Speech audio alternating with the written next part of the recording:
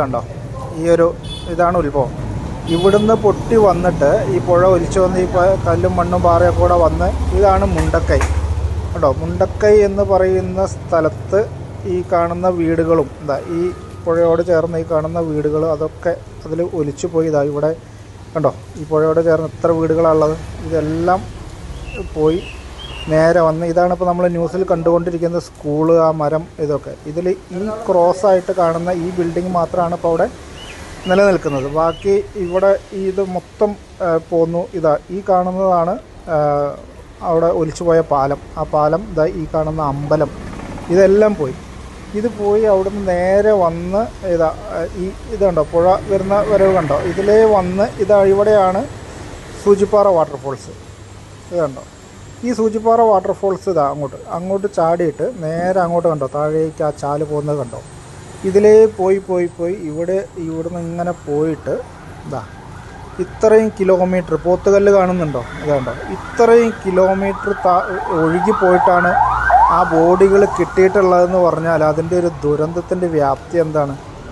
അത്ര ദൂരം ആണ് ബോഡി ഒഴുകി പോയിട്ടുള്ളത്. നമുക്ക് ചിന്തിക്കാൻ പോലും പറ്റാത്തത്ര ദുരന്തമാണത്.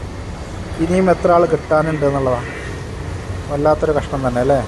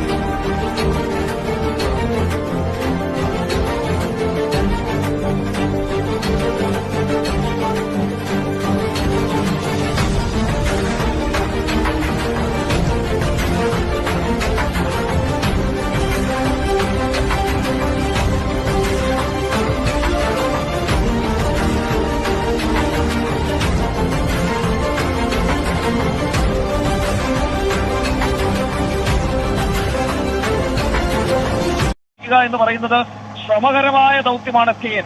കാരണം അത്രയധികം ആളുകൾ ഇവിടെ നിലവിലിപ്പോൾ നിലയുറപ്പിച്ചിട്ടുണ്ട്. എസ്കെഎൻ ഈ ദൃശ്യങ്ങൾ എനിക്ക് തോന്നുന്നു കാണാമെന്ന്. കാരണം നമുക്ക് വലിയ സാങ്കേതിക തടസ്സങ്ങളുണ്ട്. സാങ്കേതിക തടസ്സങ്ങൾ മറികടന്നും ഈ ദൃശ്യങ്ങൾ നമുക്ക് കാണിക്കാൻ സാധിക്കും എന്ന് കരുതുന്നു. അതായത് നമ്മുടെ നാട്ടിലെ ഒരു പൗരൻ പോലും അവൻ ആപത്ത് വരുമ്പോൾ സൈന്യം അവന്റെ ഒപ്പം ഉണ്ടാകും എന്നുള്ളതിന്റെ നേർസാക്ഷ്യമാണ് നിലവിലിപ്പോൾ ഈ ദൃശ്യത്തിൽ കാണുന്നത്.